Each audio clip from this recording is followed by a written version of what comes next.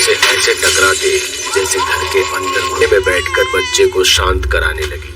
और उसे समझ नहीं आ रहा क्या करता है वो वहाँ, जहाँ से लौटने के बाद पूरे दिन सोता है। उसका बच्चा पिछले 1 हफ्ते से बुखार में तप रहा है। भले ही समीर ने मुझे इस कमरे के आसपास टिकने से भी मना किया है, पर दरवाजा खोलने के लिए हाथ आगे बढ़ाया कि अंदर से एक देह ने सहम कर अपने कदम पीछे खींच लिए थे। चुपचाप ऊपर। और बुखार से तपते अपने बच्चे को सीने से लगाकर रोने लगी। तुम अपने एक बीवी बच्चे को ही भूल जाओ। क्या इसी दिन के लिए मैं तहखाने के कमरे में बंद समीर काले फर्श पर बने गोल और सामने अष्ट ज्योत जल रही थी। और वो किसी तंत्र साधन कमरे में करता क्या है और क्यों? इस घर में आने से पहले उसकी जान के दुश्मन बन गए थे, क्योंकि समीर ने अपने बिजनेस के लिए अकाउंट में सिर्फ नाम के पैसे बचे थे, जिससे उसका खुद का घर का ठिकाना पता चल गया। और फिर रोज कोई ना कोई उसके घर पर उसके लोथड़ों को नोच रहे थे। मांस खाएगा, पीपल के पेड़ के पास साधना में लीन है। सामने खड़ा हो गया और उसने अपने मुंह से एक शब्द भी नहीं कहा। गोरी को निहारने लगा जो इस मुद्रा में था, मानो जैसे कि वो किसी ने और कोई दिखा ही नहीं। ज्यादा सोच मत यक्षिणी, मैंने कई यक्षिणी को सिद्ध किया। बस हर समस्या का हल होता है। निसंदेह वो बहुत मुसीबत में हूँ। समीर की इस बात से अघोरी और तुझ जैसे सामान्य आदमी के लिए ये संभव से गुजर के असंभव को संभव कर सकता है। आप बस बताइए, इसलिए भूल जाइए सब और उनके बारे में आप बस मुझे यक्षिणी की साधना का मार्ग बताइए। साधना को रात को बंद कमरे में या शमशान घाट में कर से तक परिवार का कोई भी सदस्य उस कमरे में न आए। इसीलिए देवी या देवता की तस्वीर भी नहीं होने में प्रकट होगी, पर ध्यान रखना यक्षिणी हो जाएगी। इसलिए यक्षिणी की सुंदरता के मोह में फंस फिर उसके ख्याल में अपना जंगल वाला घर याद आता है, जिसके बारे का है। और आज उसकी साधना का आखिरी दिन है। इसलिए आगच्छ स्वाहा, ओम यक्षिणी आगच्छ स्वाहा। शुक्र समीर, अपनी साधना समाप्त करो। फिर जैसे ही उसने अपनी आंखें खोली तो सामने क्या हुआ समीर? कुछ बोल क्यों नहीं रहे? कि वो अपने मूल उद्देश्य से भटकने लगा था। अब उसकी मुमकिन है अगर यक्षिणी ही मेरी हो जाए तो मेरे लिए तो बेटी होगी, लेकिन क्या यक्षिणी बीवी ही क्यों ना हो? ये सुनते ही समीर के होश उड़ गए थे। कभी भी सिद्ध मत करना, वरना तेरी बसी बस यक्षिणी की बात मान लेता है और उसे तृप्त करने में कि अब उसे अपनी बीवी से भी दूर रहना है। लेकिन वो अब उससे दूर जाने की तरकीब सोच रहा था। फिर जैसे ही वो ठीक हो जाएगा और सुनो, मुझे तुमसे कुछ बात करनी है। क्या अब उन्हें तुमसे पैसे नहीं चाहिए? ये मेरी साधना का नतीजा है। एक बात और, अब वो अपने बच्चे की तरफ बढ़ा जो अब बेजान बिस्तर पर पड़ा था। तरह की औरत हो तुम। मेरा बच्चा? और मैं किस तरह की औरत? मैं तुम्हारे साथ खड़ी रही, फिर तुमने क्या किया? हमें लगा हमारा बच्चा तेरे इलाज के बुखार से मैंने तुम्हें चुना। अब दूर हट जाओ मेरे बच्चे से। इतना कहते हुए बादलों को समेट कर रोने लगा। वहीं समीर घर के एक कोने में भी इस संध्या खुद उसे छोड़कर चली गई। अब उसे जो भी सोच ही रहा था कि तभी उसके सामने यक्षिणी आ गई। फिर दोनों एक दूसरे आदमी बन गए। शहर के बीचों बीच बड़ा घर और महंगी गाड़ी। वो अब समीर से एक मुलाकात के लिए अपनी पैर भी लगा रहे थे। साथ रातें रंगीन करके तो जिंदगी नहीं गुजर सकती थी। धीरे धीरे सड़ा था, लेकिन सुबह होते ही उसे अपनी बीवी संध्या की याद सताने लग गया। इसके बाद यक्षिणी चली गई और समीर वो ना तो कुछ बोल पा रहा है और ना ही खुद को बचाने के लिए चीखते हुए एकदम से उठ बैठा। वो पसीने से लथपथ हाँफ। तेरा यही हाल होगा, सब कुछ छिन जाएगा। तेरा मुझसे आजाद नहीं हो सकता।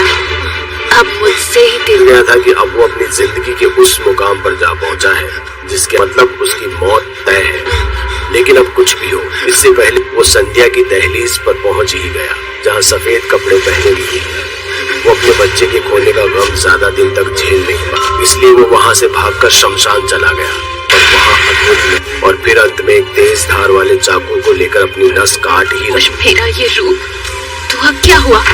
मैं पागल हो रही है। क्योंकि सुख शांति रातें रंगीन करने में नहीं बल्कि अपने ही नहीं, तो फिर मैं क्यों जीऊं?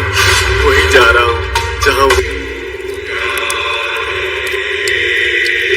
रेगुलर अपडेट के लिए चैनल को सब्सक्राइब करें। और अगर आपके पास भी नाटे के बीच वो घर अकेले ही सांसें थामे खड़ा था, जहाँ पीठ थरथराने लगती।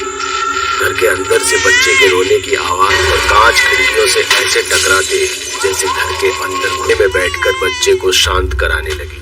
और उसे समझ नहीं आ रहा क्या करता है वो वहाँ, जहाँ से लौटने के बाद पूरे दिन सोता है। उसका बच्चा पिछले 1 हफ्ते से बुखार में तप रहा है। भले ही समीर ने मुझे इस कमरे के आसपास दिखने से भी मना किया है, पर दरवाजा खोलने के लिए हाथ आगे बढ़ाया कि अंदर से एक तेज ने सहम कर अपने कदम पीछे खींच लिए थे।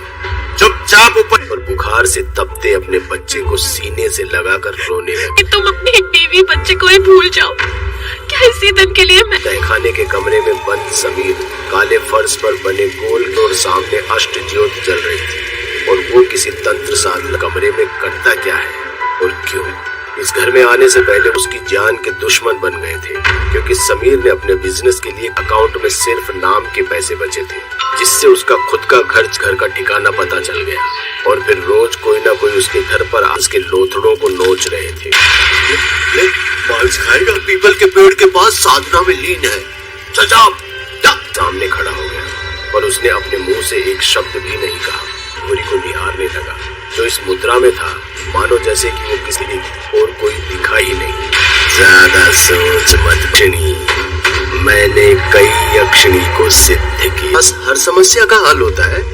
निसंदेह वो बहुत मुसीबत में हूँ। समीर की इस बात से अघोरी और तुझ जैसे सामान्य आदमी के लिए ये संभव से गुजर के असंभव को संभव कर सकता है। आप बस बताइए, इसलिए भूल जाइए सब और उनके बारे में आप बस मुझे यक्षिणी की साधना का मार्ग बताइए।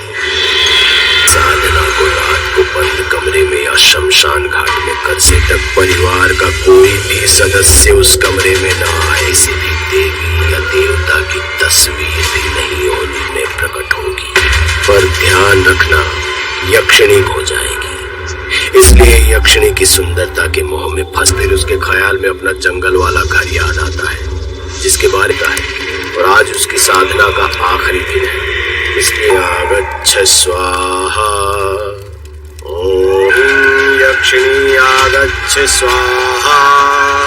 शुक्र समीर, अपनी साधना समाप्त करो।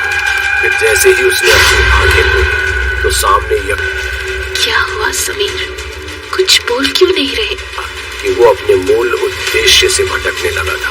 अब उसकी मुमकिन है अगर यक्षिणी ही मेरी हो जाए तो मेरे लिए तो भी होगी, लेकिन क्या यक्षिणी बीवी ही क्यों ना हो? ये सुनते ही समीर के होश उड़ गए थे। कभी भी सिद्ध मत करना, वरना तेरी बसी बस। यक्षिणी की बात मान लेता है और उसे तृप्त करने में कि अब उसे अपनी बीवी से भी दूर रहना है, लेकिन वो अब उससे दूर जाने की तरकीब सोच रहा था। फिर जैसे ही वो ठीक हो जाएगा और सुनो, मुझे तुमसे कुछ बात करनी है। क्या बोले? तुमसे पैसे नहीं चाहिए। ये मेरी साधना का नतीजा है। एक बात और, अब वो अपने बच्चे की तरफ बढ़ा, जो अब बेजान बिस्तर पर पड़ा था। तरह की औरत हो तुम। मेरा बच्चा? और मैं किस तरह की औरत? मैं तुम्हारे साथ खड़ी रही, फिर तुमने क्या किया?